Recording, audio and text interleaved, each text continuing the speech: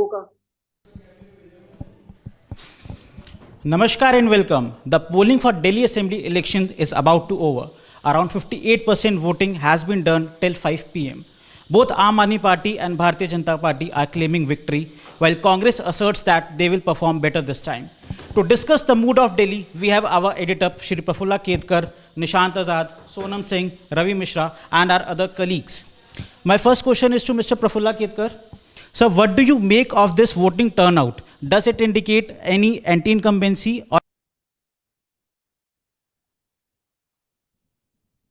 Uh, See, Yatharth, we still yet to get the final numbers as far as Delhi voting goes. But if we go by the trend, it is clear that this will touch around, say, 60%. Uh, and if this is true, it means relatively the uh, Delhi voter turnout has remained more or less same. I think it was 62, 63% last time. Uh, One thing is clear, compared to Lok Sabha elections, there is a more competitive politics this time. So all political parties have tried their best to bring out their voters out and cast their vote. So it clearly shows that uh, uh, the turnout is going to give a very competitive, close context and surprising results as far as Delhi Assembly elections are concerned. Azad? You have covered these elections from ground zero. What is your take? What is your observation? What is the mood of Delhi? सी या अगर हम पिछले चुनाव और इस चुनाव की बात करें, जैसे 2020 का चुनाव और इस बार का चुनाव हम लोग बात करें, तो इस चुनाव में एक जो 2020 में एक कह सकते हैं फाइट नहीं दिख रही थी ज़मीन पे। सबको पता था कि केजरीवाल की सरकार 2020 में अच्छे मार्जिन से बन रही है। इस बार वो बदलाव देखने को मिल रहा है और वो एविडेंट भी है। जब आप ग्राउंड पे जाते हैं तो एंटी इनकम्बेंसी दिखती है कि किसी सरकार के 10 साल के बाद, और खास करके ऊपर किसी सरकार के ऊपर इतने गंभीर चार्जेस लगे हों, चाहे करप्शन के चार्जेस हों, खास करके जो शीश महल का हुआ, लीकर बैन है, उनमें उनके बड़े नेता जेल गए। तो ये जो करप्शन का मुद्दा है उसको भाजपा अगर कहेंगे तो पिछले एक साल से ही उस चीज़ को लेकर के काफ़ी एग्रेसिव थी।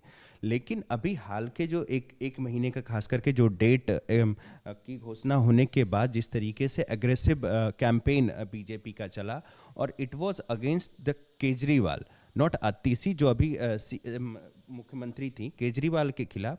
और खास करके तब जब उनके सभी बड़े नेता जेल में रहे और अभी उनके सभी प्रमुख नेता, अगर एक आध शायद को छोड़ दीजिए तो सभी बेल पे बाहर हैं, जमानत पे बाहर हैं। तो ये जो करप्शन का जो मुद्दा भाजपा ने उठाया, चाहे शीश महल हो, क्या कहते हैं आप, लीकर बैन को हो, तो ये जो एक क्लीन छवि थी केजरीवाल की या आम आदमी पार्टी की, जिसको क्लेम करके वो लोग आए थे सत्ता में कि हम लोग साफ सुथरी राजनीति करेंगे, उसमें एक बहुत बड़ा डेंट लगा। और वो एविडेंट है, जनता भी ये मान रही है, चाहे वो आम आदमी पार्टी को का वोटर हो नहीं हो, लेकिन दे आर कन्विंस्ड कि आम आदमी पार्टी ने क्या कहते हैं करप्शन किया है, और वो भी मास स्केल पे किया है। तो ये अभी ज़मीन पे ये चीज़ दिख रही थी, तो ये वोटिंग में भी दिख रहा है। आप मान लीजिए, आप जब लोगों से बात करने जाते हैं, बात करते हैं, तो चाहे वो आम आदमी का पार्टी का वोटर हो ना हो, वो कहता है कि जो मुख्यमंत्री कह लीजिए आप केजरीवाल हों या आम आदमी पार्टी के बड़े नेता हों, ये जो एक कहते थे कि हम कट्टर ईमानदार हैं, हम ईमानदार हैं, तो ये एक छवि जो है आम आदमी पार्टी की धूमिल हुई है और वो वोटिंग में भी दिख रहा है। ठीक है, अब हमें मान लीजिए थोड़ा वेट करना पड़ेगा, हमें देखना पड़ेगा कि जो वोटिंग परसेंटेज है पिछले बार तकरीबन 62% के आसपास था, हम देखेंगे कि ये नंबर बढ़ के कितना जाता है। अभी कुछ समय बचा है वोटिंग में, हम देखते हैं अगर ये 65-67% तक ये जा पाता है वोटिंग परसेंट, तो वो हमें कुछ और भी वो इंडिकेशंस देगा। तब हमें थोड़ा सा अभी रुकना चाहिए। वोटिंग परसेंटेज की अगर हम लोग बात करें तो हमें देखना होगा कि कितना वोटिंग परसेंटेज इस पर बढ़ रहा है या नंबर वहीं का वहीं है, तो इसके लिए हमें थोड़ा सा इंतजार करना पड़ेगा। What is your take? Was corruption an दूसरी बात issue among दूसरी the बात voters? उसको यथार्थ जी सर। दूसरी बात हमको ये भी देखनी चाहिए। पहली बार आम आदमी पार्टी डिफेंसिव होकर चुनाव लड़ रही है। मतलब आम आदमी पार्टी पर आरोप हो रहे हैं और आम आदमी पार्टी उनको डिफेंड कर रही है। अभी तक आम आदमी पार्टी एग्रेशन के मोड में रहती थी, इसलिए इस चुनाव में कट्टर ईमानदार वाला एजेंडा लेकर आम आदमी पार्टी उतरी ही नहीं। आम आदमी पार्टी फ्रीबीज का एजेंडा लेकर उतरी है। वो महिलाओं को, खास करके महिला वोटर्स को कैसे ये करता है। सोनम शायद ग्राउंड पर गई है और कुछ महिला वोटर्स से बात की।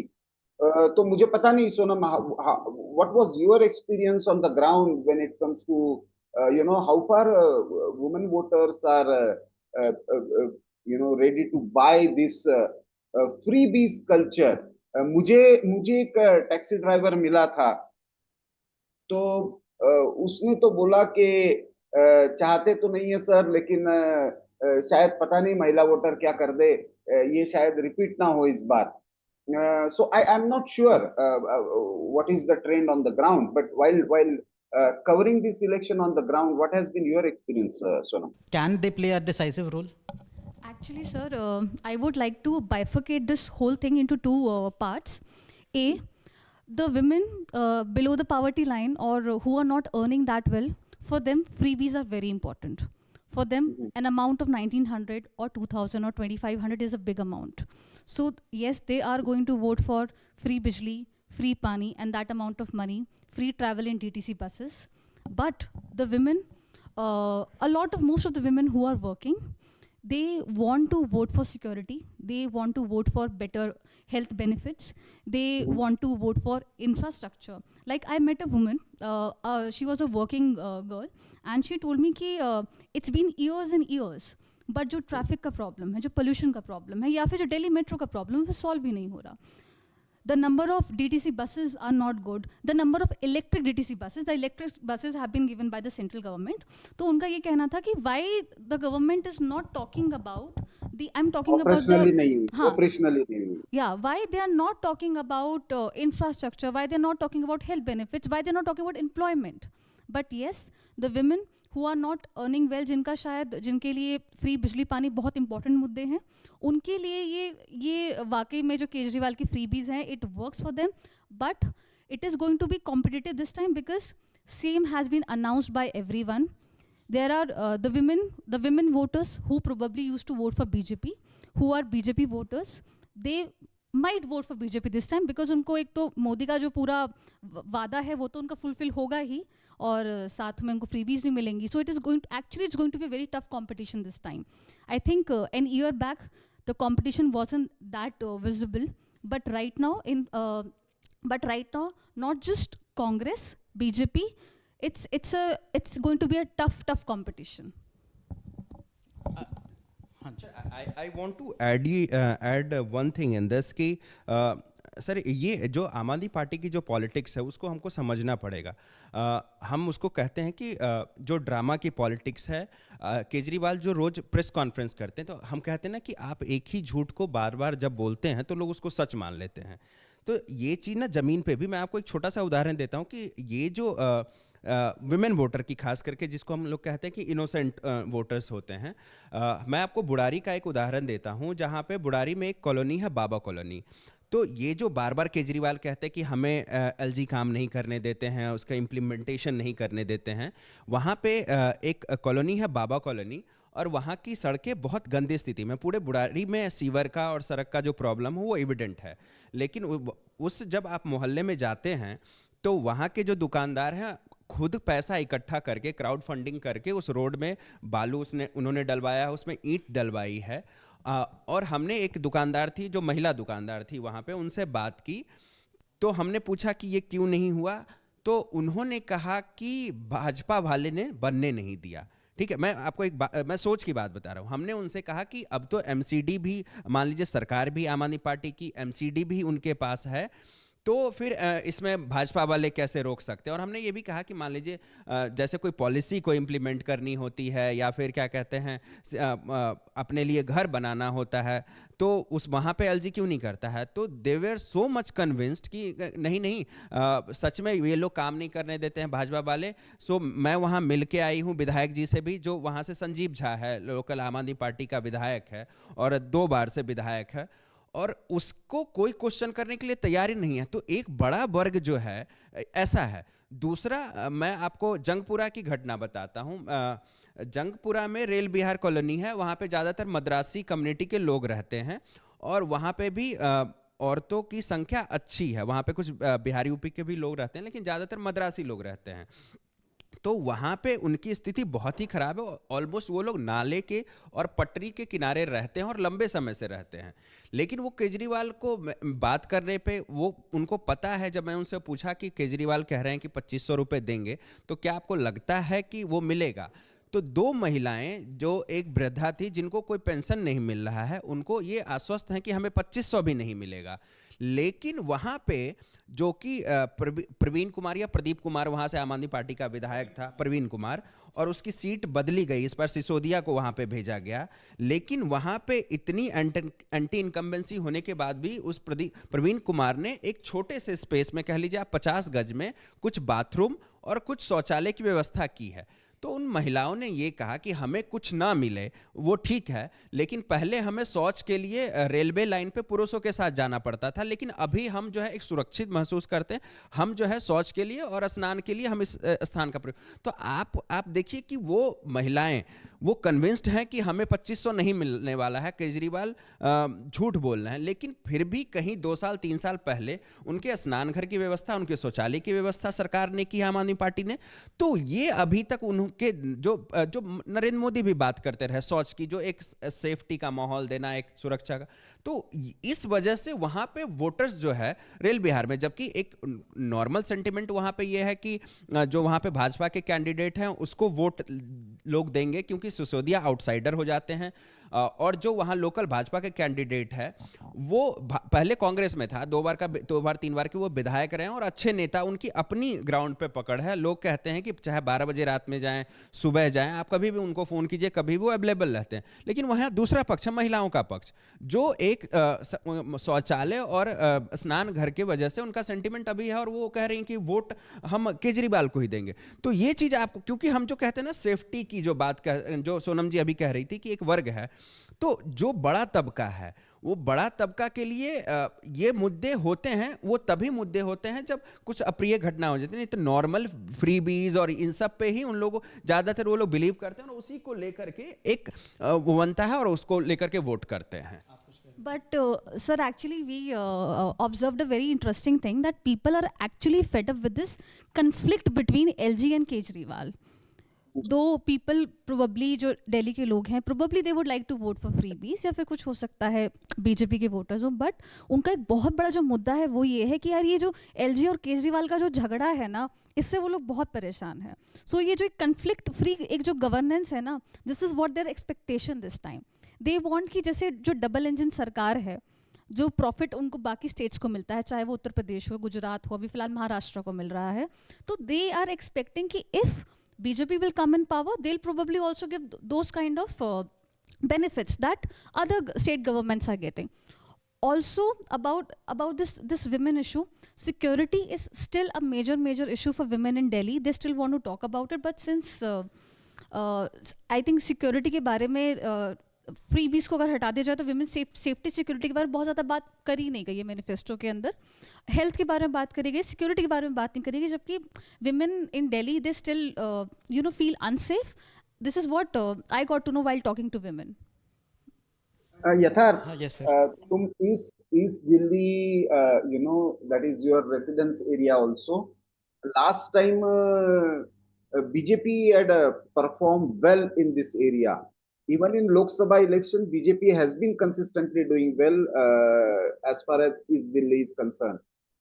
So, what is the trend this time? As far as Seats, and BJP is going to win at least 4 seats there, apart from Trilokpuri and Krishnanagar. Krishnanagar is facing a huge. I think BJP might secure Gandhinagar and Lakshmi Nagar and Preetwar also. What about this lovely wala seat? That is Gandhinagar. That is short for BJP. but this the voting percentage that is coming up, it is interesting that Karol Bagh is the least voting percentage. While Mustafabad and all Shilampur, all yes. Muslim-dominated areas have seen a huge queues as expected. Greater Kailash is around 52%. Karol Bagh is around 48%. Even RK Puram is around 51%. So it seems that the middle class voter has not shown this, a lot of enthusiasm as far as voting is concerned, or still we can hope for 2-3% of margin. I think Patel Nagar is around 55%. Do you want to add something? Sir, actually, I want. Would you like to ask? उसमें उसमें क्या उसमें sir हम लोग आपने sir Mustafabad की बात की, आपने सीलमपुर एरिया की बात की, तो सर हम लोग देखे हैं ये चाहे लोकसभा का चुनाव हो, विधानसभा का चुनाव हो, हम लोग जो मुस्लिम वोटिंग का जो ट्रेंड कहीं पे भी रहता है वो कभी भी आप देखेंगे तो वो लोग सुबह भी वो लोग पहले निकल के आते हैं जिस एरिया में वो लोग मान लीजिए कि हिंदू वोटर्स ज़्यादा हैं और उनकी संख्या कम भी हो। वैसे आपने जो भी जगह के नाम लिए वो ज़्यादातर मुस्लिम डोमिनेटेड एरियाज़ हैं, लेकिन उन जगहों पर भी खास करके मैं अभी उस पर सीलमपुर और मुस्तफ़ा ये जो मुस्लिम वोटिंग पैटर्न हमको दिखता है, वो लोग वो लोग अपने उनको पता होता है कि हमको किसको देना है, वो उनका डिवाइड नहीं होता है।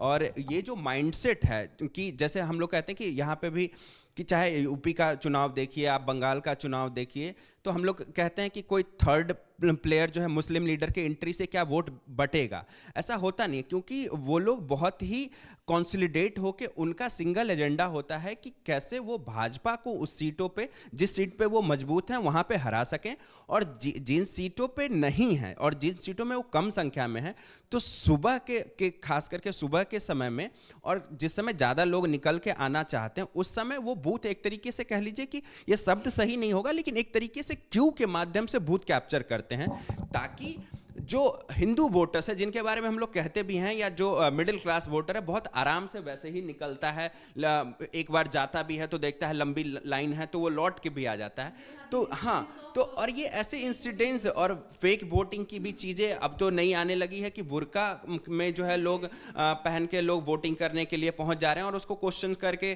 करने पे जो है वहाँ पे बवाल होने लगता है। दिल्ली में भी हमने देखा। आपने बाकी जैसे जैसे करोल बाग की आपने बात की और भी 2-3 कॉन्स्टिट्यूंसी की बात की, तो ये सब एक तरीके से पॉस एरिया, एलीट एरिया हो जाता है।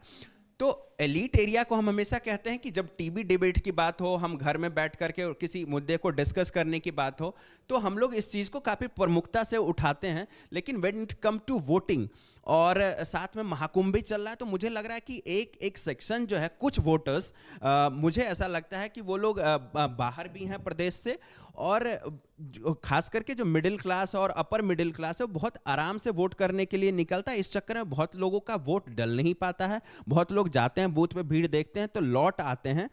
रवि उधर के कुछ एरिया से आते हैं, रवि इस पे आपको सर बेहतर बता पाएंगे। इससे पहले एक बात मैं सर ऐड करना चाहता हूँ। सर, मैं आज सुबह कई पोलिंग बूथ्स पर गया था और मैंने वहाँ पर देखा कि मुसलमान वोट इस बार बट रहा है। कांग्रेस के पास भी काफ़ी मुसलमान वोट जा रहा है, क्योंकि मुसलमान इस बार केजरीवाल से बहुत नाराज़ है, क्योंकि उनके अंदर एक गुस्सा है कि केजरीवाल ने उनको कोरोना वॉरियर्स नहीं कहा। केजरीवाल ने उनको कहा कि ये कोरोना फैला रहे हैं, और जबकि उन्होंने बाकी लोगों को बोला कि हम कोरोना वॉरियर्स बनकर आएंगे, उनको कहा कि आप ही कोरोना यहाँ पे फैला रहे हैं। इनका एक बहुत बड़ा गुस्सा है उनके अंदर। नहीं, रवि रवि, एक मिनट। इस सब में मतलब चाहे मंगोलपुरी का एरिया हो, चाहे सीलमपुर का एरिया हो, दिल्ली दंगा कितना बड़ा मुद्दा था। मतलब अभी फरवरी में बरसी दिल्ली दंगों की आएगी, और ताहिर हुसैन भी अभी कैंडिडेट है एमआईएम की तरफ से, जो इसमें प्राइम एक्यूज में से एक है। और ओखला में एक बड़ा घमासान हम देख रहे हैं। Manish Chaudhary is giving a tough fight. ऐसे में how far this point that during this anti-CA riots in Delhi of 2020, Kejriwal didn't stand by any of the communities, and he allowed the atmosphere to vitiate and the violence to take place. How far this has been the issue on the ground? I would like to say that Muslim vote will matter. It will decide the result because there is a total rift among Muslim voters. They are voting for AIMIM. Some are voting for Aam Aadmi Party, and there are few who are also voting for Congress. So Muslim voters will decide the result. And yes, I totally agree with this. There is a bit anger among Muslim voters that they don't get support from Kejriwal, and that's why they are not going to vote for Kejriwal this time. It can be clearly seen in Okhla region and also in Tahir Hussain case where he's fighting from AIMIM ticket. Then when it comes to Delhi riot, uh, uh, uh, this is a fact that Kejriwal didn't stand with even Hindu community, and there is anger among voters, especially in northeast part of Delhi, and they will definitely vote for BJP, thinking beyond this previous. There are few other points which I would like to mention. In this election, Kejriwal, I totally agree with you, sir. Kejriwal in this election is totally on defensive mode, which was not earlier in his 2-3 elections. So whether it is Mohalla Clinic, on the issue of Mohalla Clinic, he is on defensive mode. Whether it is Yamuna, cleaning Yamuna, he's on defensive mode. He's also on defensive mode on Delhi school model. So he's only defending, and the last 10 days has been totally gone in favor of Bharatiya Janata Party. So I think it's going to be very tough election for Aam Aadmi Party. There are 2-3 interesting elections. की बात से मैं सहमत नहीं हूँ sir. इसने Okhla seat की बात की, इसने एक और 2 सीट की बात की, और इसने कहा कि मुस्लिम वोट बटेगा। मुस्लिम वोट 1-2 सीटों को छोड़ के कहीं नहीं बटेगा। मैं आपको एक छोटा सा उदाहरण देता हूं। जब ताहिर हुसैन को एआईएम से टिकट मिला, आम आदमी पार्टी ने उसका टिकट काटा, तो जो मुस्लिम वोटर्स थे उनको एक सिंपैथी थी ताहिर को लेकर के कि ताहिर को विक्टिम बनाया गया कि दिल्ली राइट्स का, और उसको जेल भेज दिया गया। लेकिन वहीं पे कोई ये नहीं, आम आदमी पार्टी से नाराज होकर वही मुसलमान वर्ग ये नहीं कह रहा था कि हम आम आदमी पार्टी को वोट नहीं करेंगे। दो they have sympathy for Tahir Hussain, लेकिन एज वेल एज पैरेलली वो कह रहे थे कि जो आम आदमी पार्टी का कैंडिडेट है हम उनको वोट करेंगे, क्योंकि उनको पता है कि उनको भाजपा को हराना है। कांग्रेस कहीं से सत्ता में आती हुई नहीं दिख रही है दूर दूर तक, तो एक आध सीट छोड़ दिया जाए, जैसे जंगपुरा की सीट है, जंगपुरा पे कांग्रेस के कैंडिडेट को थोड़ा बहुत वोट मिलेगा। अदरवाइज मुझे बहुत ज़्यादा ग्राउंड पे ये दिख नहीं रहा। ये कहने की बात हो सकती है कि मुसलमान वोट बट रहा है, लेकिन ये ट्रेंड है। और कहीं पे भी हम आप देख लें, दिल्ली देख लें, बिहार देख लें, बंगाल देख लें, कहीं पे भी उनको पता होता है कि हमें किसको जिताना है, हम किसके साथ। बावजूद उनकी सरकार से नाराजगी होने के बाद भी उनका वोट, मुझे ऐसा लगता है, और वो नंबर आएंगे तो वो उसमें दिखेगा भी कि उनका वोट जो है, क्योंकि एएमआई ऐसा नहीं है कि पहली बार मान लीजिए कि दिल्ली चुनाव लड़ रही है या अन्य राज्यों में चुनाव लड़ती है, तो अगर सिर्फ ओवैसी के फेस पे जा करके वोट मिलना होता तो आज ओवैसी चाहे लोकसभा में हो, विधानसभा में, सभी राज्यों में उनकी ठीक ठाक सीट होती। लेकिन वो राज्य में इसीलिए सिमटे हुए हैं क्योंकि जो मुस्लिम वोट है वो स्ट्रैटेजिकली वोट करता है। वो बिहार में मान लीजिए कि लालू यादव को वोट करता है, उनकी पार्टी को करता है, यूपी में अखिलेश यादव को करता है, बंगाल में ममता को करता है, मुंबई में क्या कहते हैं, महाराष्ट्र में वो शरद पवार कांग्रेस को करता है। तो उनको पता है उनको कहाँ वोट करना है। तो एआईएम के आने से थोड़ा बहुत वोट कट सकता है। मुझे नहीं लगता कि वो नंबर इतना बड़ा होगा कि वो सीट में डिसाइड कर पाएगा कि यहां से कौन हारेगा और कौन जीतेगा। एक यदि ये है तो what is the reason that Kejriwal has been और Aam Aadmi Party has been so defensive? They are crying foul even before the votes have been casted. On the one hand they are saying 10% का गड़बड़ होने वाला है, फर्जी वोटिंग कराया है, EVM में गड़बड़ी हो सकती है, पूर्वांचल के फर्जी वोटर लाकर यहाँ पे बसाए हैं, एडमिनिस्ट्रेशन जो है वो आम आदमी पार्टी के वोटर्स को वोट नहीं डालने दे रहा है। तो why this preparation if there is no ground pulse that people are generally going against, means if you are saying that Muslims are voting en bloc, women by and large are going with Aam Aadmi Party, then the people from lower strata which earlier used to vote for Congress, they are going with people are buying his freebies politics. Then why Aam Aadmi Party is in such a defensive mode? Another interesting thing which the issue we will discuss, कोई कोई भी channel आज बहुत दावे के साथ अपने 5 बजे से एग्जिट पोल दिखाने को तैयार नहीं है। दैट अगेन शोज कि एक तो पिछली बार के एक्सपीरियंसेस है, चाहे वो लोकसभा के हो या महाराष्ट्र और हरियाणा असेंबली इलेक्शंस के, लेकिन ये भी एक आज का नया ट्रेंड है कि most of the channels are not going full fledged for exit poll. Otherwise, generally they used to start at 5 o'clock, maybe at the most 5:01. But that doesn't seem to be the trend this time. Sir, actually, I would like to answer the first part first. That why Kejriwal is suddenly watching himself at the back foot. So the reason being is what we have observed on the ground. That as you also mentioned, everyone else has mentioned that for the past 2 polls, Kejriwal was very sure they had all the issues against the, like Sheila Dikshit ke against they had the corruption ka issue.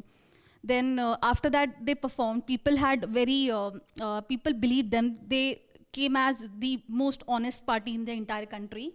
But right now they are in a complete soup. Nobody is trusting them. About the EVM thing, they have been saying it. Every India bloc party, they keep on blaming EVMs whenever they fail. And this time Kejriwal knows. Though I am not saying here that BJP or Congress is going to form a majority, but definitely they are going to gain some more votes this time. Voting percentage is going to increase for them, and not just voting percentage, they are going to gain more seats. So this is what pushing Kejriwal to the edge. He's actually feeling suffocated because he knows that this time people are not going to vote for him. So he's just looking for excuses, whether it is fuzzy voting. Acha, also when he is talking about fuzzy voting, there are allegations against him as well. कि इन्होंने north east Delhi में सीलमपुर जैसे areas में इन्होंने भी Rohingyas और क्या कहते हैं उनको बांग्लादेशियों को फर्जी वोटर्स बनाया हुआ है. So the allegations against them also. About the Purvanchali voters, तो पूर्वांचलियों के पास तो यमुना का मुद्दा भी है यहाँ पे. यमुना इतने साल बाद भी they have spend crores and crores into Yamuna and it has all been wasted. We can see कि यमुना की हर साल हालत क्या होती है. Around Chhath we have seen those very infamous photos जिसमें महिलाएं वो इतना अपना सर तक वो मतलब दे आर इंटॉक्सिकेटेड वाटर में they have to perform the puja. So there are lots and lots of reasons. That's why Kejriwal is right now feeling कि corruption के अलावा भी लोग फिलहाल वो मुद्दों से घिर चुके हैं. He is feeling suffocated and that's the reason उसने अपने excuses ढूंढने शुरू कर दिए हैं. Again, I want to say that probably I'm not saying that BJP or Congress is going to get the majority, but because AAP is losing some good percentage of votes and some good seats, and that's why they are in the panic mode right now. जहां तक मुझे ground से feedback मिला है, आप लोग भी थोड़ा सा बताइए कि बाबरपुर जो एक समय सेफ सीट मानी जा रही थी, वहां पे वोटिंग परसेंटेज बढ़ा भी है और Aam Aadmi party is on defensive. Badarpur में भी वही स्थिति है. बिजवासन में गांधीनगर का तो इसने बोल ही दिया, लेकिन हरिनगर, जनकपुरी, करावल नगर, कस्तूरबा नगर, थोड़ा सा हाई प्रोफाइल सीट्स के बारे में बात कर लेते हैं.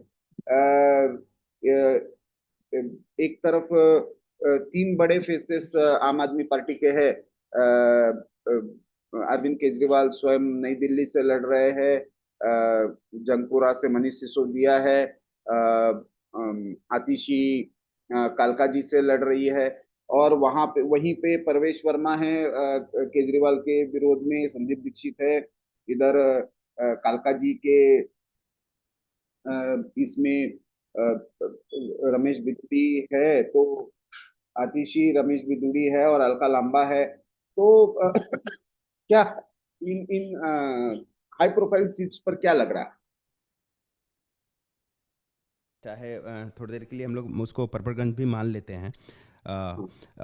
जो शुरू में आपने नाम लिए, करावल नगर की बात की आपने, ब्रिजवासन की बात की, और उधर अगर आप मोर और लेस इन सब एरिया को देखेंगे सर, तो यहाँ पे पूर्वांचलियों का जो वोट है वो ठीक ठाक है। और पूर्वांचली देखिए, अगर हम लोग पिछला दोनों ट्रेंड अगर चुनाव का देखेंगे सर, तो दोनों में भाजपा का जो वोट शेयर है वो वही है, वो सीट कन्वर्ट नहीं हो पाया, जबकि पिछले चुनाव में बढ़ा ही वोट शेयर।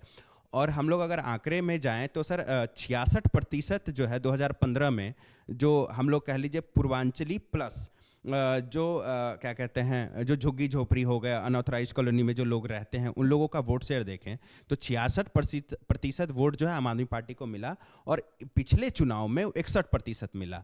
तो सर यहाँ गेम जो है ये पूर्वांचली और जो बिलो पॉवर्टी लाइन के जो लोग हैं, जो कि एक मेजर पोर्शन होल्ड करते हैं वोट शेयर में, वही लोग डिसाइड करें। और उसमें से भाजपा अगर तोड़ने में सक्सेसफुल हो जाती है, जिसके लिए ट्राई भी की बिहार यूपी के सारे नेता जो है कैंपिंग वैसे तो हर छोटे चुनाव में करते हैं, लेकिन बिहार यूपी के सभी नेता, सांसद हो, विधायक हो, सब लोगों ने लंबे समय तक यहाँ पे कैंप किया है ताकि उनको रीच आउट किया जा सके और उनको कन्विंस किया जा सके कि दिल्ली के बेहतरी के लिए जो है आप भाजपा को वोट दें।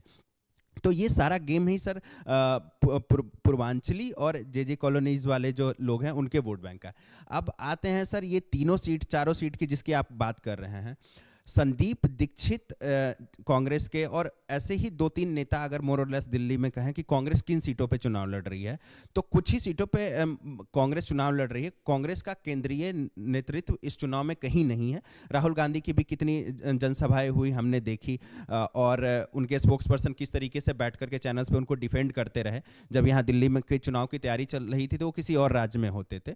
तो उनकी सेंट्रल लीडरशिप की कितनी इस दिल्ली चुनाव में इंटरेस्ट था वो हमने उनके कैंपेनिंग से देखा। बाकी रही बात दिल्ली यूनिट के कुछ नेता, इंडिविजुअल, जिनको अपनी उन नेतागिरी का उनको बचाना है, चाहे संदीप दीक्षित हो या इस तरीके के नेता हो, तो वो लोग इस चुनाव में इंटरेस्ट लेकर के उस चुनाव को लड़ रहे हैं। तो मान लीजिए कि नई दिल्ली वाली सीट पे प्रवेश वर्मा काफी मेहनत कर रहे हैं, बहुत मेहनत कर रहे हैं और लंबे समय से कर रहे हैं। Ajay Maken was vocal. नई दिल्ली सीट की बात करें सर, तो नई दिल्ली सीट पे प्रवेश वर्मा तो काफ़ी मेहनत कर रहे हैं, लेकिन अगर वो सीट भाजपा जीतती है तो मेरे हिसाब से कहीं ना कहीं संदीप दीक्षित का भी बहुत योगदान होगा। संदीप दीक्षित जो वोट काटेंगे वही वोट क्या कह लीजिए आप, केजरीवाल उसी नंबर से आप देखिएगा, हो सकता है मैं गलत भी हूं, लेकिन मुझे ऐसा लगता है कि जितना वोट संदीप जी काटेंगे उतने ही वोट से अगर केजरीवाल हारते हैं तो उस सीट पे क्या कहते हैं प्रवेश वर्मा अगर जीतते हैं उस सीट से तो संदीप दीक्षित उन सीट पे बहुत बड़ा रोल प्ले करेंगे। उसी तरीके से अतीसी वाली सीट पे चले जाते हैं सर, रमेश बिधूड़ी बड़े नेता रहे हैं, मान लीजिए सांसद रहे हैं, उनका अपना एक कोर वोट बैंक है, लेकिन अतीसी भी बड़ी नेता, मुख्यमंत्री बनने के बाद मान लीजिए पिछली बार वहाँ से विधायक भी थे, वो भी बड़ी, लेकिन वहाँ पे अलका लंबा के आने के बाद वहाँ पे गेम जो है वहाँ पे बदल गया। इसीलिए ये जो 3-4 इनके बड़े नेता आप देखे होंगे कि ये चुनाव इतना फंस गया कि राघव चड्ढा, सौरभ भारद्वाज ऐसे नेता बाकी जगहों पे एक तरीके से कैंपेनिंग करने के लिए नहीं निकल पाए, ये अपनी अपनी सीटों पे ही फंस के रह गए एक तरीके से। आप इससे अंदाजा लगा सकते हैं कि ये चुनाव कितना टाइट हो गया कि उसके जो मेन स्टार कैंपेनर्स थे उन लोगों को भी अपने सीट में कैंपिंग करनी पड़ी कि मुझे अपनी सीट बचानी है, और इसी वजह से ये चुनाव थोड़ा ज़्यादा रोचक हो गया। जैसे हम लोग यूपी में हुआ था एक बार कि मतलब विधानसभा में भाजपा ने अखिलेश यादव को अपनी सीट पे उस तरीके से फंसाने का उनके के अपने एरिया में फंसा दिया ताकि वो बाहर नहीं निकल पाए। और वही स्ट्रैटेजी एक तरीके से दिल्ली में भाजपा ने अपनाई है। उसका उसका परिणाम में कितना असर दिखेगा वो देखने वाली चीज होगी। लेकिन पिछला चुनाव, मैं फिर कहूंगा, पिछले चुनाव शीर्ष नेतृत्व भाजपा की भी लगी हुई थी, लेकिन वो चुनाव और ये चुनाव बिल्कुल अलग है। अगर हम सीट शेयरिंग की, मतलब सीट की बात करें, तो वो बहुत ही ठीक ठाक संख्या में भाजपा का भी बढ़ रहा है। जो गेम चेंजर होगा वो मुझे लगता है, अगेन भाजपा, हम लोग एक दिन बात भी कर रहे थे कि भाजपा तो 60 सीट पे ही चुनाव लड़ रही है, 10 सीट तो हम लोग ऐसे ही निकाल देते हैं कि जो मुस्लिम डोमिनेटेड पे है। जो रवि कह रहे थे कि शायद कुछ भाजपा को वोट मिल भी सकता है, वो कांग्रेस को तो भाजपा तो उन सीटों पे तो हम बात ही नहीं करनी चाहिए। भाजपा उन सीटों से, भाजपा तो 60 सीट पे चुनाव लड़ रही है, तो उन सीटों में भाजपा कहाँ है उसमें। अब ये जो पूर्वांचली झुग्गी झोपड़ी, क्योंकि पहाड़ी कम्युनिटी का भी ठीक ठाक वोट है यहाँ पे, और पहाड़ी कम्युनिटी जो है एक मुश्त वोटिंग जो है ट्रेंड भी देखे, और मतलब एक माना भी जाता है कि वो भाजपा को ही वोट करती है, वो वोट कहीं नहीं जा रहा। लेकिन जो है सर, पूर्वांचली वोट जो ठीक ठाक संख्या में सीटों पे मतलब डिसाइड करता है। और जो जे कॉलोनी, एक और सीट जो मैं कहूँगा जैसे बुरारी जैसी सीट है, वहाँ पे ये सीट एक तरीके से समझिए भाजपा ने इन सीटों को लूज किया है। उस सीट पे परंपरागत तरीके से कई चुनाव से उस सीट पे, बुरारी सीट पे, वो जदयू को वो सीट देती जा रही है। वो किसी बड़े नेता के नज़दीकी हैं, इस वजह से उनको बार बार टिकट मिलता है। वहाँ जब मैं ज़मीन पे गया तो लोगों ने साफ कहा कि ये संजीव झा ने बिल्कुल काम नहीं किया है, और यहाँ से अगर भाजपा अगर अपना उम्मीदवार उतारती, मतलब भाजपा के उम्मीदवार, आप समझ लीजिए कि जदयू को उस सीट पे वोट नहीं कर रहे हैं, वो एक थोड़ी देर के लिए वो कह रहे हैं कि हम कांग्रेस को वोट दे देंगे। इस तरीके की जो कुछ सीट्स थी जिसको भाजपा शायद मतलब जहां चुनाव इतना क्रूशियल है वहां पे अपने पाले में ला सकती थी। तो ऐसी सीट भाजपा ने कुछ सीटें गंवाई हैं सिर्फ कैंडिडेट सिलेक्शन और दूसरे अन्य पार्टियों के वजह से। नहीं तो ये चुनाव सर बहुत ही रोमांचक है। और आप कहे कि कोई इस बार एग्जिट पोल नहीं कर रहा है, कोई ओपिनियन पोल नहीं कर रहा है, वो सर वो दिख रहा है कि पिछले कई चुनावों से जो बड़े कह सकते हैं पोल स्ट्रेटजिस्ट माने जाते थे, जो बड़े नाम रहे, वो सब मुंह के खाए हैं पिछले कुछ चुनाव में, चाहे लोकसभा चुनाव हो, हरियाणा का चुनाव हो, छत्तीसगढ़ चुनाव हो, अभी झारखंड का रहा, तो इन सब जगह पे वो गलत। तो एक तरीके से वो सब डरे भी हुए हैं कि एक बार फिर से वो नंबर गलत होता है। तो इसीलिए सर कोई बड़ा channel exit poll, opinion poll type से नहीं कर रहा है, क्योंकि वो भी जनता का मूड सर पढ़ नहीं पा रहे हैं। दिक्कत ये है कि मतलब जनता का मूड एक तरीके से हर कोई परसेप्शन में और मीडिया गेम में, और जो मान लीजिए कि बड़े नेताओं के जो स्पीचेज होते हैं उनके द्वारा जो मुद्दे उठाए जाते हैं उसमें फंस के रह जाते हैं। और कहीं ना कहीं मीडिया भी और जो सर्वे टीम भी होती है वो भी फिर उसी के पीछे भागती है। जो ग्राउंड से जुड़े मुद्दे होते हैं उसको नहीं समझने, उसको लोगों से बात नहीं करने, और सिर्फ वायरल होने और मान लीजिए कि क्या नेता, बड़े नेता अपने भाषणों में कह रहे हैं उसको पकड़ने में जो ओरिजिनल मुद्दे हैं वो कहीं ना कहीं चाहे पत्रकार कह लीजिए, बड़े पत्रकार कह लीजिए, पोल एस्ट्रेटजी, वो लोग छूट जा रहे हैं इसमें। यही एक वजह है कि कोई भी दिल्ली चुनाव में इस तरीके का कोई अपना पोल लेकर के, ओपिनियन पोल लेकर के नहीं आ रहा है। एक बार थोड़ा सा अपनी कोर इश्यूज जिसको बीजेपी मानती है, चाहे वो कल्चरल इश्यूज हो, चाहे कुंभ वाला हो, या अभी बजट का कितना इम्पैक्ट, उस पर भी आएंगे। लेकिन उससे पहले यथार्थ तुम्हारा क्या आकलन है? पिछले 2-3 चुनाव में आम आदमी पार्टी के साथ फर्स्ट टाइम वोटर बड़े इसमें रहा था, 18 to 25 वाला जो एज ग्रुप है, उसमें क्या इस बार कोई एक अलग वोटिंग पैटर्न बनते हुए दिख रहा है? वोटर सर इस बार 2.5 लाख के आसपास हैं दिल्ली में, और जो यंग वोटर्स हैं 18 से 25 जो आपने बात करी, इस बार उनका मूड आम आदमी पार्टी के साथ कम लग रहा है, क्योंकि उनको उम्मीदें बहुत ज़्यादा थी। उनको था कि स्कूल बेहतर अगर इन्होंने करे हैं तो उसके अंदर से हमें नौकरी भी मिलेगी, रोज़गार भी मिलेगा, बट रोज़गार सर उनको नहीं मिला है। इसलिए उनका जो मूड है वो इस बार आम आदमी पार्टी से शिफ्ट हो रहा है, ऐसा लगता है। और मुझे लगता है कि वो इस बार बीजेपी को वोट करेंगे, और कई वोटर्स ऐसे भी थे जो बीजेपी को वोट नहीं करना चाहते, तो वो कांग्रेस की तरफ भी शिफ्ट होंगे, जिसका लाभ सीधे तौर से बीजेपी को ही मिलेगा। तो इसका मतलब ये है कि यस, थी तो सट्टा बाजार, राजस्थान के फलौदी सट्टा बाजार के अनुसार आम आदमी पार्टी को 38 to 40 सीट्स मिलेंगी, भाजपा को 30 to 32 सीट्स मिलेंगी, और कांग्रेस को केवल एक सीट मिल सकती है, कौन सी है वो एक सीट? वो मेंशन नहीं है उसके अंदर। और बट उनका कहना ये है कि केजरीवाल ही सरकार बनाएंगे, बट जो भाजपा की सीटें हैं वो बढ़ने वाली हैं। ये सट्टा बाजार हो रहा है। नहीं, वो तो अलग अलग नंबर्स आए हैं, क्योंकि पहले फौलोदी ने 38-40 और 30-32 वाला दिया है। फिर उनका ये कहना है कि यदि ये ट्रेंड कंटिन्यू रहा तो ये 45 बीजेपी और 25 आम आदमी पार्टी भी जा सकता है। उनका कहना है कि यदि ये अ, बड़ी बड़े लीडरशिप की रैलीज और इन फेवर ऑफ बीजेपी यदि मोमेंटम पिक करता रहा तो ये 45 तक जा सकता है। ये सट्टा बाजार का ये पहले से, वो बहुत पहले से इसको लेकर ट्रैक कर रहे हैं। लेकिन इंटरेस्टिंग ये है, दो चीजों को लेकर।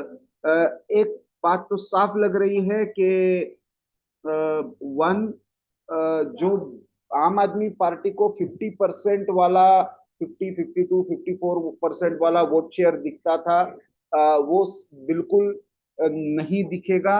और बीजेपी जो 35-36 तक ब्लॉक हो जाती थी असेंबली इलेक्शन में, वो भी नहीं होगा। शायद वो लोकसभा वाला नंबर 50-52 वाला बीजेपी 48-50% वाला ना पहुंच पाए, लेकिन शायद ऐसा अभी के जो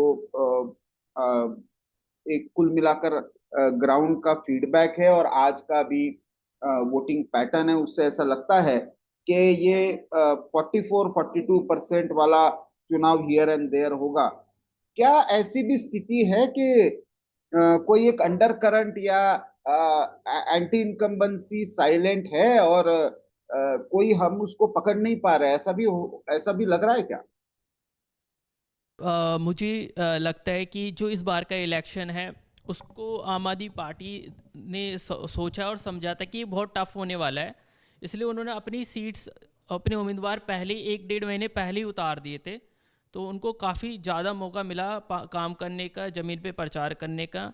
और बीजेपी ने तो कुछ सीटें एक दिन पहले घोषित करी है, तो मुझे लगता है कि उस वजह से भी उनको थोड़ा फ़ायदा मिलने वाला है आम आदमी पार्टी को। और दूसरी जो चीज़ है कि जितने उनके लोग जेल में गए हैं वो सब बाहर आ गए, लेकिन इससे उनकी छवि सर बहुत ख़राब हो गई है आम आदमी पार्टी की। और जो शीश महल वाला मुद्दा है बीजेपी ने घर घर तक पहुंचाया है, उसकी वजह से भी लगता है कि काफ़ी वोट आम आदमी पार्टी के कटने जा रहे हैं। मैं दक्षिण दिल्ली से आता हूं सर, यहाँ पे 2020 के अगर चुनाव की बात करें तो सिर्फ एक सीट बीजेपी ने जीती थी, बदरपुर की। आपकी जो स्थिति है 10 सीटों की बात करें, चाहे महरौली की बात करें, वहाँ पे नरेश यादव आम आदमी पार्टी का कैंडिडेट था, जीता हुआ, उसका टिकट काटा तो विरोध में है। ऐसे ही आपका देवली की बात करें, वहाँ से भी अगर जो कैंडिडेट था उसका टिकट काटा तो वो भी विरोध में है। तो बहुत सारे विरोध में जो लोग खड़े हुए हैं, निर्दलीय आम आदमी पार्टी के लोग, वो भी एक बड़ा फैक्टर इस चुनाव में हो सकता है। कुछ कुछ सीटों पर वो लोग 10-10 साल से विधायक रहे हैं, तो वो भी कुछ वोट काटेंगे।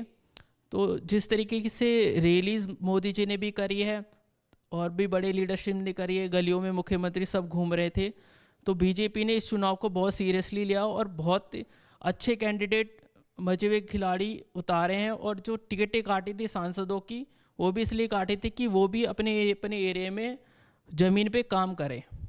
ये मुझे लगता है सर। आप कुछ कहना चाह रहे हैं? हाँ, मैं इसमें एक बात बोलना चाहूँगा कि जो लास्ट 2-3 इलेक्शंस थे उसमें BJP versus clean image Kejriwal था, but this time BJP versus corrupt Kejriwal. So this election, that's why this election is different from previous elections. तो ये पॉइंट्स हैं जो कि इम्पोर्टेंट है। नहीं, वो तो है ही। मतलब हमने तो डिस्कशन ही उसी से शुरू किया। मेरा पॉइंट ये है कि क्या कोई अंडर करंट है? मैट्रिज का पहला पोल आ गया है भाई। मैट्रिज का न्यूज 18 के साथ का पहला पोल आ गया है। 37 बीजेपी, आम आदमी पार्टी 33। तो ये पहली हिम्मत की है न्यूज 18 ने। अ, अ, और कोई और if more voters will be exercising their franchise in in urban areas like middle class, like in Patparganj there are a lot of cooperative societies which welcomed Ravinder Singh Negi, the BJP candidate. So if there is more voting pattern from cooperative societies, then he has a chance to win. Like Vinod Nagar and Lakshmi Nagar, these are the areas where voters participate in bigger numbers. So this time I saw that a lot of members from cooperative societies had come, and also I feel that issue of corruption is there. Like the issue of corruption was raised not only by Prime Minister Modi, Narendra Modi ji, but also by Congress leader Rahul Gandhi. So I think for the first time, Kejriwal is on the back foot as the BJP. First time what I have seen, Yes, and sir. which is a very surprising, that Congress was first time in a full attacking mode against Kejriwal. First time the corruption charges were made. Sheesh Mahal was spoken about. Even the liquor scam was talked about. Uh, it clearly suggests that the bonhomie that was created during Lok Sabha elections in the name of India Alliance has cracked down. And one of the primary reasons, perhaps, is that all of them want to fight for the same vote bank, that is the Muslim vote bank.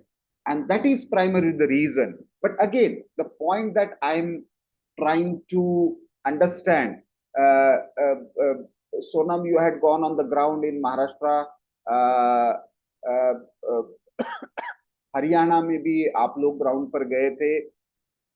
बहुत लोगों का उस समय भी ये कहना था कि शायद अंडर करंट है, हम पकड़ नहीं पा रहे. क्या इस बार आम आदमी पार्टी के विरोध में कोई अंडर करंट है, और शायद वो वोट में कितना ट्रांसलेट होगा इसका अंदाजा नहीं है अभी भी, और इस कारण से शायद कोई बहुत ज्यादा प्रेडिक्शन के चक्कर में नहीं पड़ रहा है. हालांकि चाणक्य स्ट्रेटेजीज का भी एक आंकड़ा आया है, ऐसा भी एक फ्लैश दिख रहा है जिसमें ये कहा जा रहा है कि आम आदमी पार्टी जो है वो पीछे चलेगी, 25 to 28 सीट्स मिलेंगे. तो अलग अलग आंकड़े अभी आने तो लगे हैं. कितना क्रेडिबल है मुझे पता नहीं, अगले 2 दिन तक चर्चा के लिए तो कुछ रेफरेंस पॉइंट मिल जाएंगे, लेकिन क्या ऐसी भी स्थिति बन सकती है कि पी मार्क का भी आ गया, 39 आ गया है.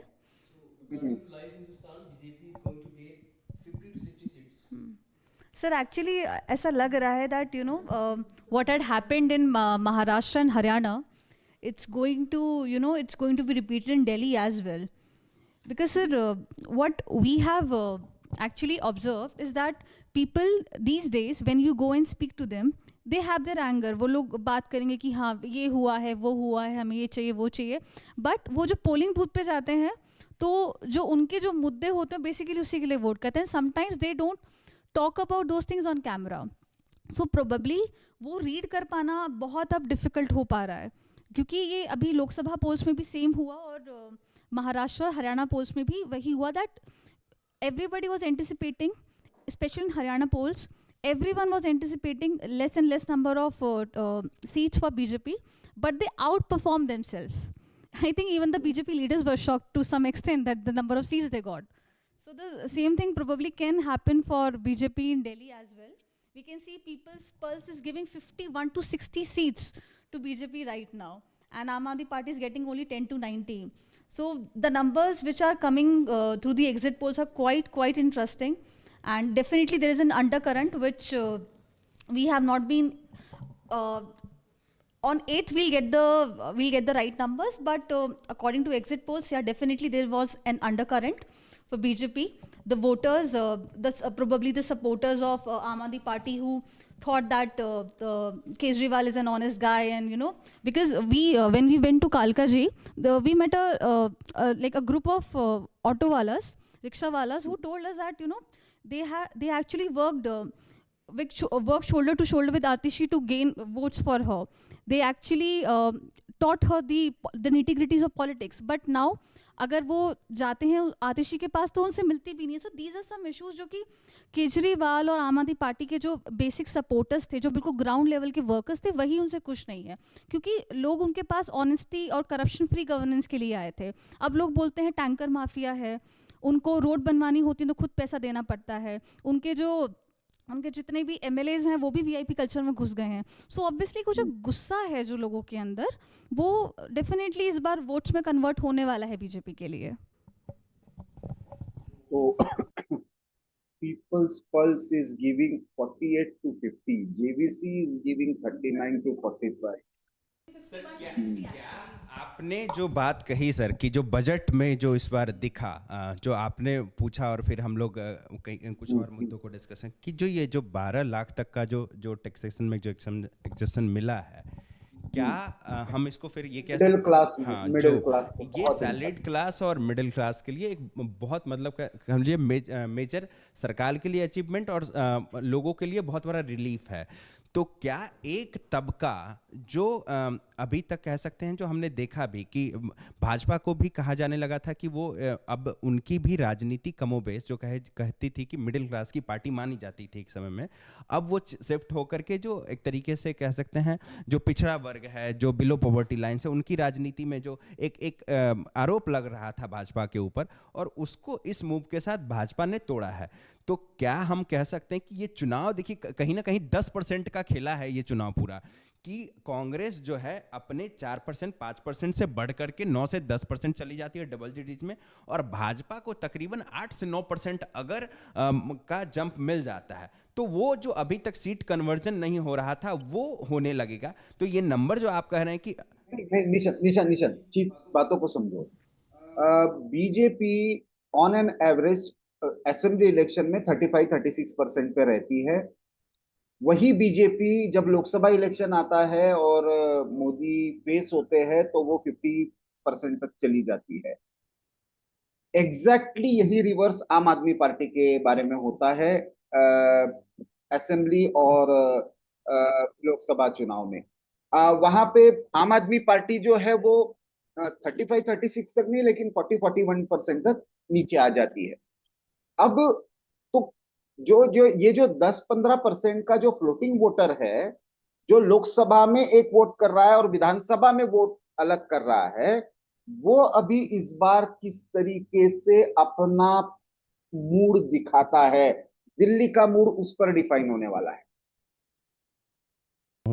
कि जो एक चलता था ना पिछले विधानसभा चुनाव में भी आप देखते होंगे, जो लोग कहते थे कि भाजपा का भी जो एक सेक्शन है वो असेंबली पोस्ट में वोट करता था आम आदमी पार्टी को. ये एक बहुत ही कॉमन बात चलती थी कि भाजपा का भी वोटर जो है because of freebies and all ये सब जो है जो वोट करता था आम आदमी पार्टी को.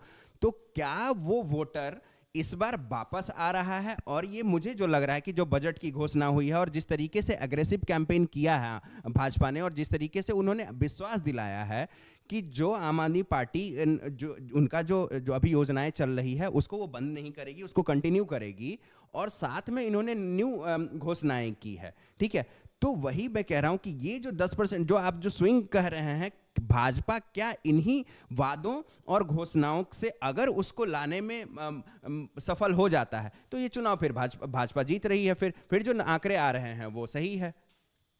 So 7 to 8% jump for BJP, 3 to 4% jump for Congress, and 11 to 12% drop for Aam Aadmi Party. If this is the trend that is coming up, then 7 agencies have come up with their polls: People's Insight, PMark, JVC, and Matrix, Channel Care Strategy, and everybody. The least number is 38. The highest is 51. So Yes, and Congress is from 0 to 8, and Aam Aadmi Party is ranging from matrix is the only thing which is showing very close fight, 35 to 40 and 32 to 37. But otherwise, all other polls they are basically giving an edge to BJP. So it looks like that there is a uh, uh, clear cut there is some trend which perhaps uh, if these numbers hold true, then perhaps there is some undercurrent which we are still not able to dissect. If we take the key constituents. One is Purvanchal, second is Punjabi and Bania vote that has been the core for BJP. Third is SC vote which has substantial number. Uh, Fourth is uh, uh, um, Muslim voters, and fifth is women voters. So if these five constituents, out of these 3 to 4 constituents, BJP is taking a substantial lead, say about 45 to 50%. Then perhaps this uh, uh, election is going to throw a surprising result, like it did in Maharashtra or Haryana. Polls अगर दिखा रहे हैं, अगर वो सच होता है तो उसका एक कारण ये हो सकता है क्योंकि बीजेपी ने ये चुनाव लोकल इश्यूज़ पे लड़ा है। उन्होंने यमुना की बात करी है, साफ़ सफाई की बात करी है, हेल्थ की बात करी है, स्कूल्स की बात करी है। उन्होंने पिछले बार का अपना नहीं दोहराया, जैसे वो पिछले बार उन्होंने चुनाव लड़ा था राष्ट्रवादी मुद्दों पर, वो 370 को बोलते थे, वो राम मंदिर को बोलते थे, लेकिन इस बार वो लोकल इश्यूज़ पर चुनाव को लड़े हैं। और इसका फायदा हुआ नहीं, मुझे लगता है ना ये मिक्स है, ऐसा नहीं होता है। आम आदमी पार्टी भी वहीं पे सही में चुनाव लड़ पा रही है जहां पे कैंडिडेट स्ट्रांग है, लोकल इश्यूज है, और ओवरऑल वो नैरेटिव को मैनेज कर पा रहे हैं। तो ये तीनों का मिक्स होता है। पॉलिटिकल कोई भी चुनाव कभी भी एक इस पर नहीं होता है। हाँ, ये है कि ओवरवेलमिंगली जैसे झारखंड में भी हुआ था, बीजेपी ने इलीगल माइग्रेशन और का मुद्दा एक सेंट्रल मुद्दा बनाने का प्रयास किया था। इस बार निश्चित रूप से ग्रैंड नैरेटिव कट्टर ईमानदार और करप्शन फ्री गवर्नेंस वाला जो आम आदमी पार्टी का कमिटमेंट था, उसको एक तरीके से बीजेपी ने चैलेंज करने का प्रयास किया है। और दूसरी तरफ कैंडिडेट्स अपने अपने लेवल पर लोकल इश्यूज को भी एड्रेस करते रहे हैं। एक थोड़ा सा और हमारे पास 5-7 मिनट है, तो स्वाति मालीवाल कितना बड़ा मुद्दा इस चुनाव में बनता हुआ दिख रहा है। Means she has been the star campaigner against Aam Aadmi Party without joining any party, remaining Aam Aadmi Party's Rajya Sabha MP, she has been campaigning against Aam Aadmi Party, चाहे वो यमुना का पानी हो, चाहे वो कचरा हो, चाहे वो वुमेन सेफ्टी और सिक्योरिटी का मुद्दा हो। How far Swati Maliwal is going to be the key issue as far as women voters or educated women voters are concerned? आपने बहुत बात कही कि स्टार कैंपेनर के रूप में जो है स्वाति मालीवाल उभरी, और नो डाउट स्वाति मालीवाल केजरीवाल के साथ लंबे समय से काम कर चुकी है, तो स्वाति को केजरीवाल का जो वर्किंग स्टाइल है तो उसको वो भी पता था। इसलिए हमने देखा कि जिस तरीके से एक कहते हैं ना कि ड्रामा पॉलिटिक्स जो केजरीवाल करते रहे, तो कहीं ना कहीं उसी स्तर पे जा कर के मुझे लगा अगर कई पैमाने पे देखेंगे तो स्वाति भाजपा नेताओं से भी कुछ कदम आगे जा करके केजरीवाल को एक्सपोज करने की अगर हम लोग बात करेंगे तो वो कई कदम पे आगे निकल के चली गई। जैसे मान लीजिए कि अगर हम जो गली गली मतलब जो दिल्ली का जो रूरल एरिया है जहां विकास बिल्कुल भी नहीं है, उसको एक तरीके से मीडिया के सामने इकलौती स्वाति मालीवाल ने उसको जनता के सामने लेकर के आई, चाहे कचरे का मामला हो, गंदे पानी का मामला हो, सीवर का मामला हो। तो स्वाति कहीं ना कहीं वो एक तरीके से देखिए उनका जो स्वाति मालीवाल एपिसोड वो पूरा हुआ और जो सीएम आवास पे हुआ हम सभी जानते हैं, और उनके साथ जिस तरीके की बदतमीजी हुई, उनके साथ जो जिस प्रकार का दुर्व्यवहार हुआ, वो कहीं ना कहीं स्वाति के भी दिमाग में था। और स्वाति उस चीज़ को इस चुनाव में, अब ये भी है कि उसको मैं फिर कह रहा हूँ कि भाजपा जो स्वाति ने जो काम किया है उसको भाजपा कितना भुना पाती है, ये भी बहुत एक मतलब किसी को एक्सपोज करना ठीक है, लेकिन उस चीज को लेकर के वोटर को कन्विंस करके कि आप हमारे पक्ष में वोट डालिए, ये बहुत बड़ी चीज होती है। किसी के झूठ को एक्सपोज कर देना और उसको लेकिन सामने वाले को कन्विंस दिलाना कि ये तो झूठा है ही, लेकिन मैं जो कह रहा हूं मेरा सच वो है। तो इस तरीके की चीजें अगर करने में नहीं, निशान ऐसे नहीं होता है। क्या है, she has stayed neutral, she didn't join BJP, she didn't openly come out with any party. So what happens when it comes to the political narratives during elections? She is weakening Aam Aadmi Party's stand in the election. Indirectly, BJP is the beneficiary. So there is a clear-cut pattern in this. लेकिन Sonam, how do you see this? क्योंकि यदि ऐसा होता है तो फिर आम Aadmi party और करप्शन और केजरीवाल, मनीष सिसोदिया और सारे टॉप लीडर्स का जेल में जाना, इसके साथ साथ शायद इस चुनाव के आउटकम में विभव जैसे कैरेक्टर्स का भी बहुत बड़ा रोल रहेगा। जो केजरीवाल और आम आदमी पार्टी की जो पूरी छवि थी ना स्वाति मालीवाल कांड के बाद, वो बहुत टेंट हुई है। Doesn't matter what Kejriwal and party is claiming, Swati Maliwal has come all out against them.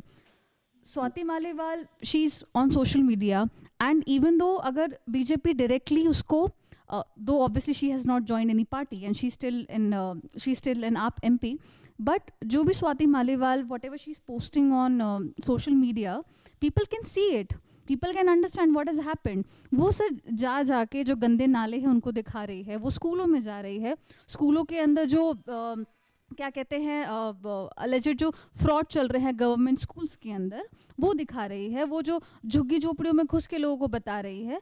तो स्वाति मालीवाल का जो फैक्टर है वो विमेन वोटर्स ने specially, when I spoke to a teacher actually in the Kalkaji area and she was the one who said कि ना कि स्वाति मालीवाल के साथ जो हुआ ये अपनी MP को नहीं बचा पा रहे, ये हमें कैसे बचाएंगे। So that has been a factor. Probably BJP उसको उतना बढ़ा चढ़ा के नहीं बोल रही है, पर in the minds of women voters it is a clear factor, because as I said कि security एक बहुत बड़ा issue है, and if when they know that an MP if she can be beaten up like this and उसके खिलाफ अभी तक तो फिलहाल तो कुछ हुआ नहीं है, and so that is an issue in the minds of female voters, and obviously some of them probably are going to vote on this issue also, and this somewhere not on a very large number, but it has impacted the female voters. I think Tankha sir would like to add something to it. Sir, I have personally witnessed that during Kejriwal's rule, lot of liquor shops have mushroomed in East Delhi. So women employees returning at night, they are not safe, and security is a big issue now. So women voters by and large, Not just that, not just that, Tankhaji. The point is, people generally think that woman thinks only from a freebies point of view कि उसको 2100 रुपए मिलेगा, उसको बस की ये मिलेगी. Ultimately, she is going to think whether her kids are safe, whether daughters are safe, उनको शिक्षा अच्छी मिल रही है कि नहीं, उनके उनके उनके उनके लोकेलिटी में यदि लिकर शॉप खुल रही है तो कोई भी महिला क्यों चाहेगी, मतलब every ward he has allocated a liquor shop, and that turned out to be a big scam. तो ऐसे में it is going to be a silent issue. Really, they are vulnerable because lot of serpentine queues are, we can see on one road 7-8 shops are there, and so there is lawlessness.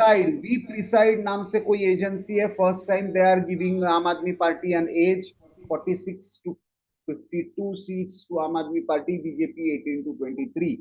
But as of now, uh, on an average, poll of polls says around 44 seats for BJP and around 22 to 24 seats for Aam Aadmi Party, 0 to 2 for Congress. That is the picture at the. What is the final numbers that are coming as far as the voting percentage is concerned? Is there any update from Election Commission? Wanted to add something about Delhi election exit polls specifically. So, according to the data from the past previous two elections, the exit polls when it comes to Delhi have not been proven wrong. So whatever they had predicted, उसके आसपास ही numbers आए हैं. So I think this is going to be like, this is really surprising. अगर इस बार भी सही निकलते हैं numbers, तो it's going to be a big win for BJP. But there is a warning. Exit polls are exciting sneak peeks. Yes, and there is a health warning that they are giving right now.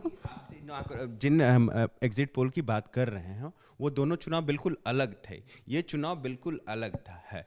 तो इसमें अभी और हम मुझे लगता है कि हमें अभी भी जो है एग्जिट पोल पे बहुत ज़्यादा विश्वास नहीं करना चाहिए, ठीक है, क्योंकि ये सच में बहुत ही टाइट इलेक्शन है. और ये गेम जो है, जो सर भी कह रहे थे और हमारी बात हो रही थी, ये या तो वो 4-5 सीट के में दोनों ही पार्टियां फंसेंगी, वो वहीं पे रहेगा, या फिर अगर अंडर करंट होता है तो फिर वो number that can go to any extent. जैसे पास्ट में आम आदमी पार्टी को 2 बार कितना मैंडेट मिला है, 62 सीट 63 सीट तक गई है वो, तो वो 68 सीट तक 67. तो अगर एक बार वो अंडर करे. आज अभी एग्जिट पोल में भी there is one exit poll which is giving up to 56 seats to BJP. अगर वो अंडर करंट है और एक बार फिर आंकड़े उसको क्रॉस कर जाते हैं, और सर हमेशा कहते रहे हैं कि, और कई चुनाव में आपने देखा भी है कि अभी महाराष्ट्र ही उसका सबसे रिसेंट उदाहरण, कि एक बार वो हो गया तो फिर वो नंबर कहाँ जाके रुकता है वो हमें पता नहीं चलता है. तो अगर इट इज देयर तो फिर the number can be anything. Sir, I have a question. Things you, according to you, that changed this entire election from last year to now, because till last year किसी को नहीं लग रहा था that there is going to be a very close fight, but in this past 1 year everything has changed. So what are those 3 things according to you that changed the entire narrative of this election? See, there are 3 clear-cut things. One, post-COVID, post-2020, Kejriwal is turned out to be a very irresponsible leader. Earlier, either he used to at least play a victim card or at least manage to showcase some achievements. Post 2020, when he could not manage the hospitals during COVID, when he forced people to leave Delhi, he in fact completely gave up responsibilities related to COVID management and relied completely on the center. That was the first dent. Secondly, post Goa election, this entire Hawala thing and the liquor scam has dented the party. Actually, if we go by the entire argument that went in the Supreme Court is virtually telling him, boss, you can't remain chief minister, and still he's stuck to the post. If he would have resigned on the first instance, perhaps he could have played that victim card, which he usually does. But he couldn't do that time because he, remained to chief minister's chair till Supreme Court gave almost a verdict that, boss, we are giving you a bail, but you can't go to the chief minister's office and sign any file. So that credibility around which Kejriwal had created that euphoria, that is the second thing. The third most important thing is BJP changed the strategy. The localized campaign, the small meetings, connecting with community leaders. BJP, of course, BJP always play on the nationalist ground, and the national issues overarchingly play a greater role in BJP's campaign. So, nationalism, Kumbh, cultural resurgence, national security, illegal immigration.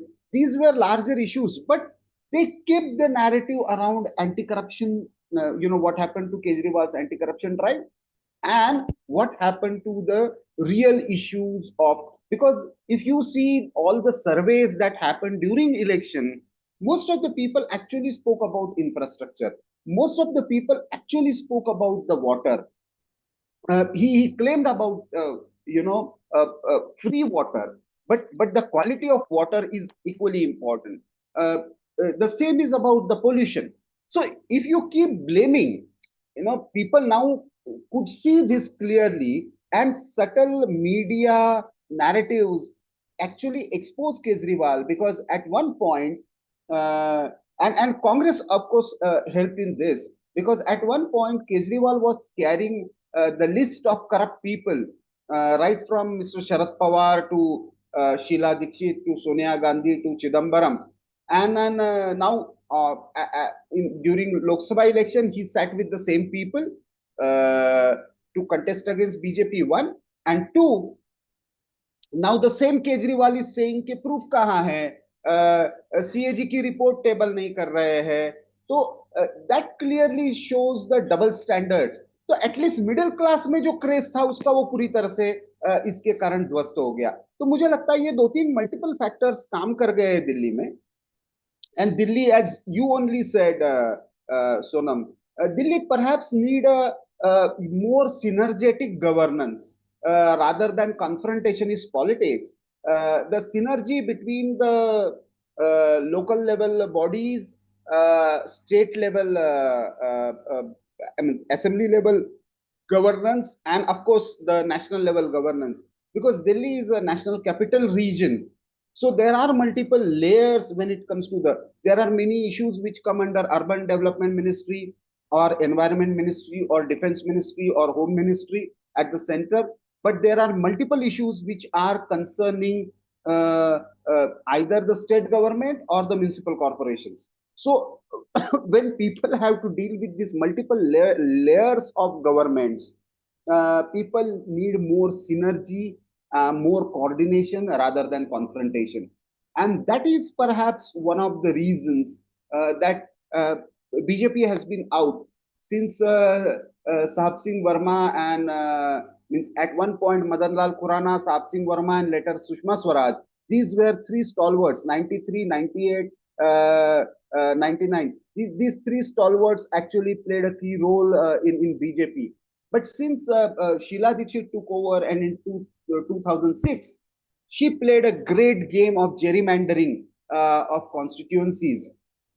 The constituencies got, in this delimitation, got a very peculiar kind of design, and which completely changed the equation as far as the assembly is concerned. Now, whether this election is not just about Aam Aadmi Party and BJP, this election is also about whether BJP is able to break that jinx, that Chakravyuh that Sheila Dikshit created through delimitation. And we start saying that, oh, these 10 constituencies are not meant for BJP, or this 14 constituencies. That clearly shows that there is something wrong in this, entire delimitation process. It will eventually change. But this election is also about whether BJP is getting it right. Because when it comes to the Lok Sabha elections, that delimitation doesn't work, because those 10 constituency actually make one Lok Sabha constituency, and the things are balanced out. But when it comes to the segregation at the assembly level, those 10 constituencies behave differently, and out of those 10, BJP might get one or two, but 7 or 8, they are favorable to the anti-BJP voting pattern. So, and that is why this election is very tough to predict. But I I have a hunch that there is some kind of undercurrent among Purvanchali voters. There is some kind of undercurrent among youth, and there is an undercurrent among middle class, which is perhaps we are not openly able to pick up. Even the trading community, and perhaps they are looking for a more synergetic government this time, and that is perhaps will decide the ultimate outcome. But as of now, I don't know. Again, Yatharth, what is the final numbers from Election Commission? To ask everyone what is their prediction. So starting from you, so any number? No, I personally feel that any party 42 to 45 is going to be the threshold, and it doesn't look like any party going up to 52 number. What I can safely say is this is a 44-41% vote percent election, and as of now 2 to 3% edge for BJP. If the this voting pattern is true, then I personally feel that it is more in terms of percentage, it is 44-41% vote share. How turnout till 5 p.m. was 57.70, but we'll have Yeah, to wait for the final numbers. Also, as sir also said that it's not going to be just about the seats but about the voting percentage, but I would still say that BJP will be able to get 30-33 easily, 30 plus minus 3, 30 plus minus 3, and Congress. Party will form the government. I'm not saying that because there is Congress also in the game. So Congress might gain 3 to 4 seats and the rest will go to Aam Aadmi Party. Nishan ji, your number? मेरा वही है, मैंने कल भी आप लोगों को कहा था कि 33 में 5 प्लस माइनस आप रखिए, और वही मैं हम उतना मार्जिन आपको देना पड़ेगा. वो 5 सीट का आपको मार्जिन, आप जो सर्वे आते हैं उनका मार्जिन देखिए. मैं तो 5 सीट का लेकर, जो सर्वे हैं वो 10-10 सीट का मार्जिन लेके चलते हैं. तो हाँ गलत. लेकिन मैं फिर कह रहा हूँ कि ये चुनाव, वो जो मैंने पहले भी सर को कहा और सर भी उस चीज़ को कह रहे हैं कि ये चुनाव कि कांग्रेस के वोटिंग में 4 से 5% का इजाफा और भाजपा के वोटिंग में 8 से 10% का वोट जुड़ना, ये सारा खेल यही 10% वोट का है, और वो जिसको आज मिला होगा उसकी सरकार बनेगी. मेरा भी यही है. जैसे कांग्रेस ने 10% से ऊपर अपना वोट ले लिया और AIMIM को भी कुछ वोट्स मिल जा रहे हैं मुस्लिम बेल्ट्स में, तो ये भाजपा के लिए आसान होगा. Number. So if you like this video, please like and share, and do join us on 8th of February for the election results.